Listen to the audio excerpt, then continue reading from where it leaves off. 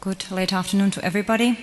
My name is Veronika McKillop, and today I'm speaking here on behalf of a new organization which was established here in the UK only a few months ago, and that's UK IPv6 Council. Before I get to what UK IPv6 Council is about, I will preempt a question which I get every time I say, hey, UK IPv6 Council has been just established, so why another IPv6 institution when there are still quite sore memories of 6 UK which didn't manage to achieve the goals it set, and we know what the situation in UK with IPv6 currently is. And in my normal daily life, I work as a systems engineer in Cisco, and I've heavily focused on IPv6 as a technology. Everywhere I go, everybody says UK is not really in great shape. Or I know there was a big discussion on UKNOF mailing list last week, which was started by Martin Levy about the appalling stuff of IPv6 in the UK. So we all know this is a sore point. So I would just start with saying that UK IPv6 Council doesn't equal 6 UK. We have got completely different approach, which will hopefully prove successful, or there is also hopefully better timing, because there is lots more interest in IPv6 everywhere. And if you talk to people from RIPE, they can tell you that definitely the number of IPv6 prefixes, because we are currently in the last /8, the uptake of IPv6 prefixes simply it's growing.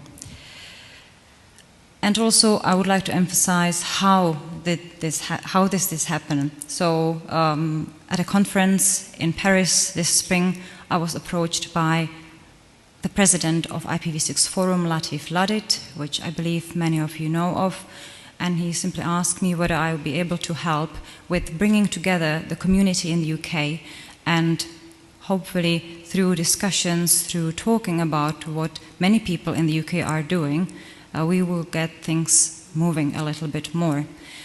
And after quite a lot of thinking, because I know this is like stepping in a lion's cage, I said, well, probably the time is right. Based on my recent discussions with customers over the last 18 months, ISPs, large enterprises, there's a lot of activities going on in the UK. They are under surface. UKNOF is one of the forums where you talk about IPv6 regularly. So you just prove the point that actually something is going on. It's not just, probably not everybody who is actually interested in this particular technology is getting together and knows what's really going on. So what is UK IPv6 Council?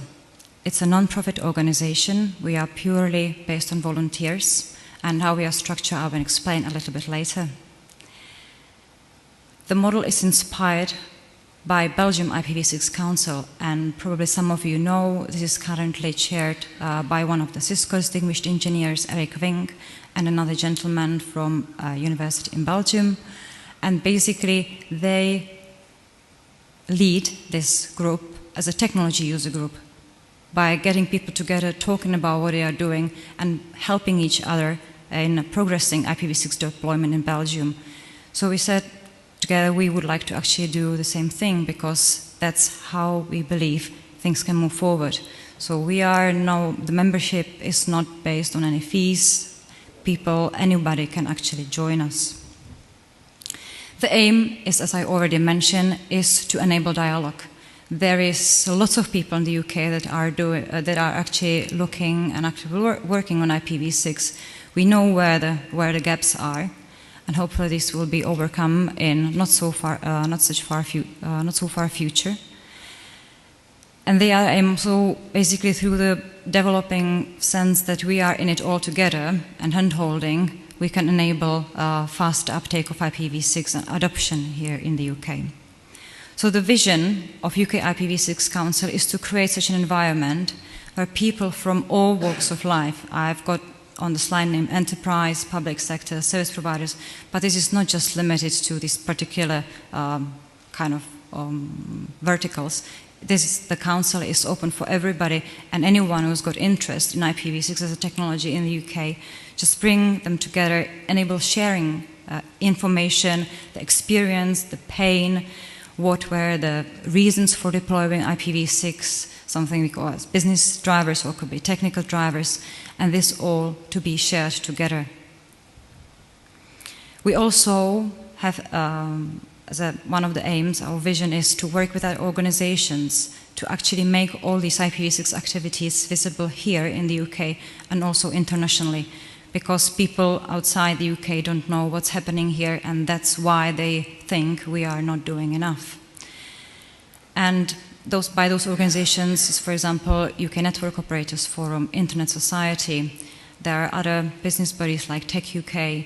Also, maybe at some point, the UK government will get involved as well. But we will see, those are aspirational goals, something we would like to achieve. However, we just want to say we don't aim to do this on our own. We want everybody to be actually involved. And also what we would like to achieve is to change that perception that UK really doesn't care about IPv6. Because when you look at some statistics, even though from Google statistics or what Uplink publishes, we know we are below 0.2% of user traffic going over IPv6. However, when you look at the picture behind me and you see how many transit areas are actually enabled with IPv6, how much content is actually available on IPv6, I don't think that UK is in such a bad shape. So we know that it's the access networks, that's actually where, when those are enabled on the ISP side, that will actually help us a lot and will improve the situation in the UK. But it's good to not look only through the negative glass and just really think what is happening behind the scenes, and it's actually quite a lot. So what would success look like? I had this debate quite recently, and it was a very heated debate, so how we are going to measure whether the council is successful or not. And actually, in our opinion, the success would be if people inspired and encouraged by engaging with the UK IPv6 Council will actually start or maybe restart their IPv6 projects. Because from what I've seen, there is lots of interest, there is lots of talking, and the people are stuck at some point. They probably need a reason how to pursue their business to actually go and invest in the technology. They need some inspiration, they need to share issues they've got with IPv6 worries, and basically through engaging with the council, we hope to address those questions and help move past that stuck state. Also, have you ever looked at 6is.net and their statistics and how many IPv6 prefixes have been assigned to the UK? We have the third largest number of IPv6 prefixes in the world assigned. It's over 1,000 IPv6 prefixes in the UK. First is the USA. I can't remember which country is second. We are the third.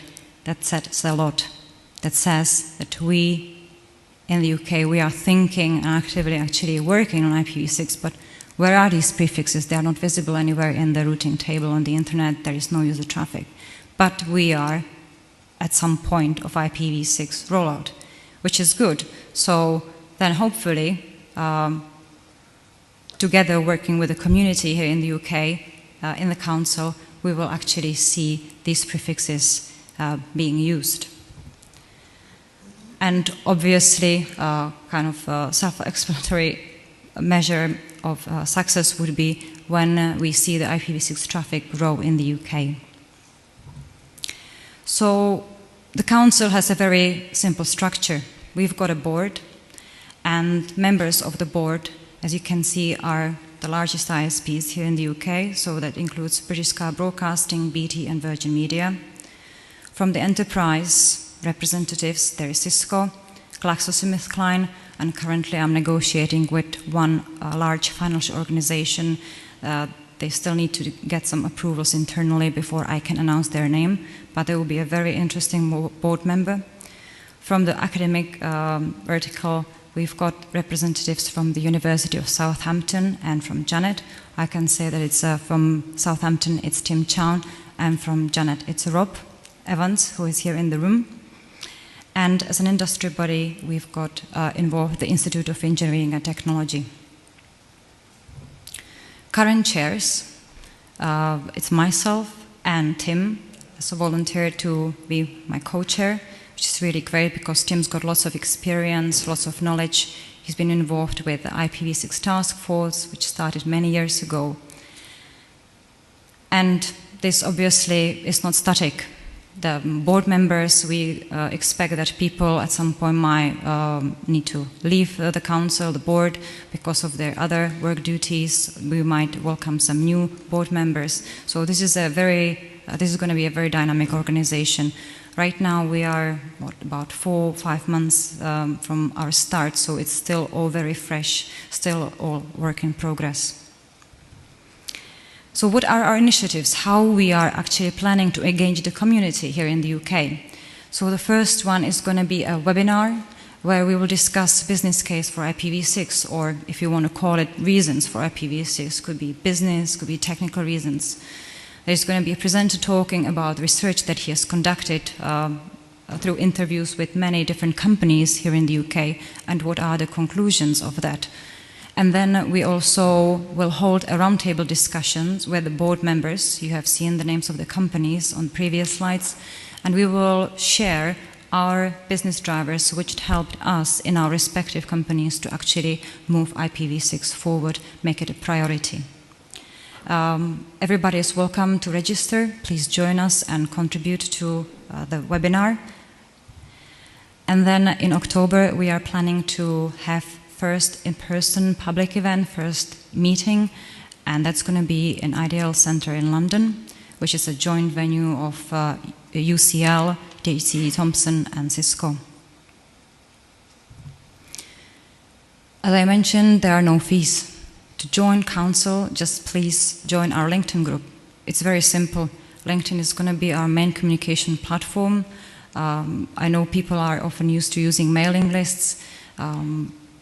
We had a big debate about it and we decided LinkedIn is nowadays a very usual media platform which people are used to communicate, to consume content. So we decided to go for LinkedIn. And our website, which is again lots of work in progress, is this beautiful domain IPv6.org.uk, which I actually would like to thank here publicly to Tim Chown, who owns this domain, and he very kindly allowed us to actually use it. And that's all. I expect now a very heated debate.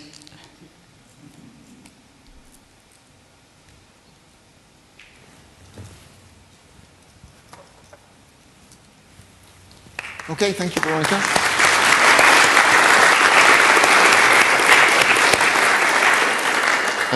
And thank you for accommodating the various bits of schedule adjustment and confusion. So, any questions for Veronika?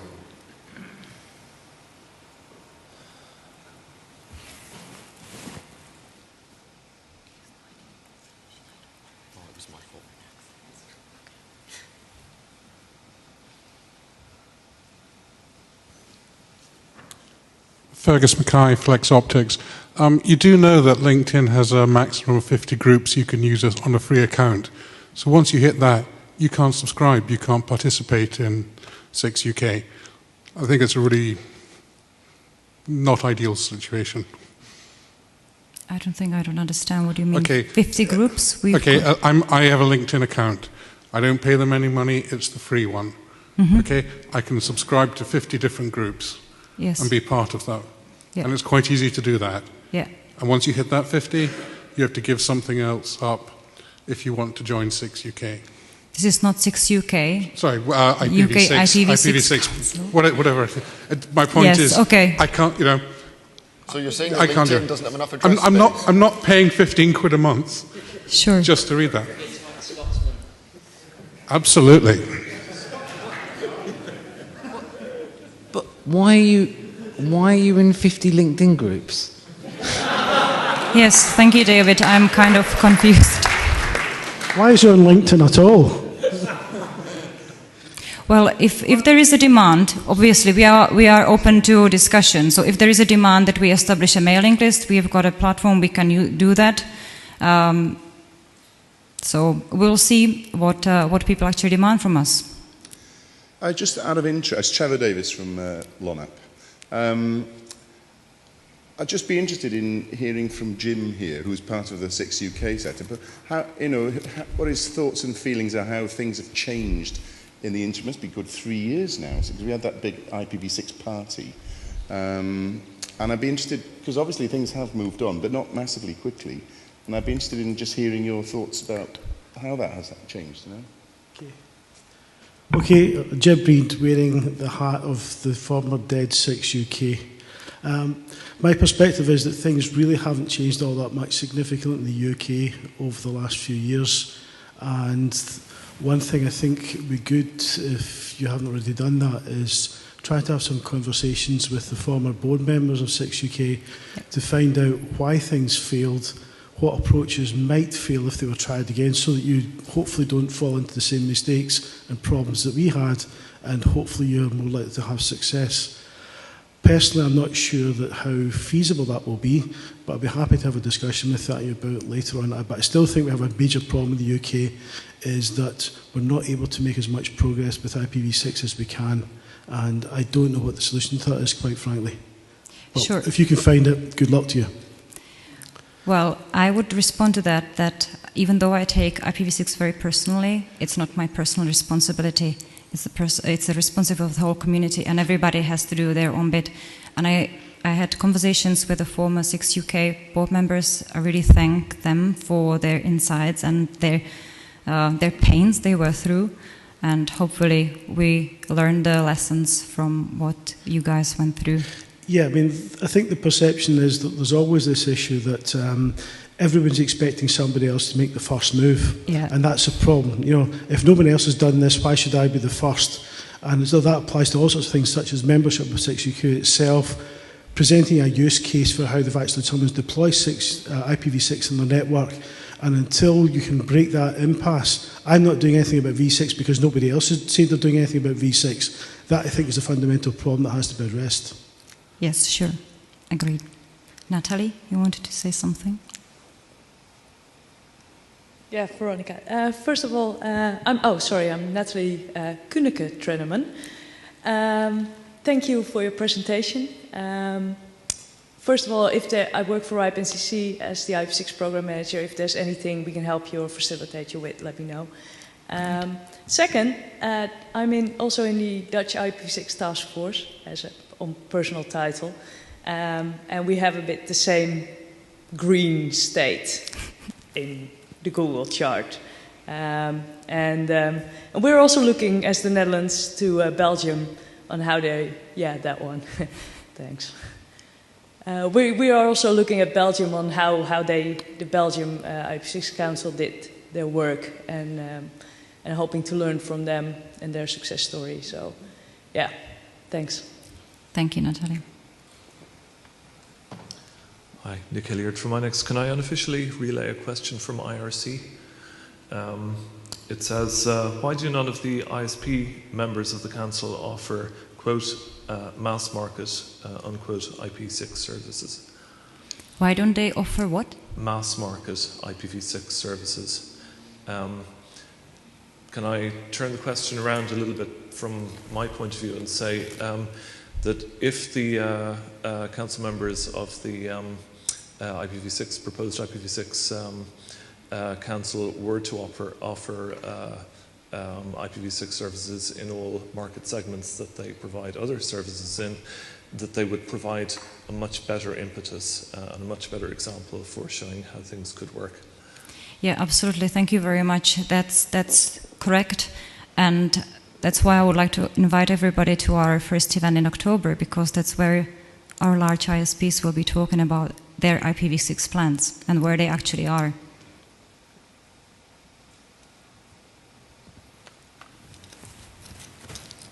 Okay, and I would also just like to state that if there's anything UKNOF can do to help with IPv6 deployment, we have a session of IPv6 tomorrow to do let us know, and we're happy to help spread the profile and the clue. Okay, thank you again.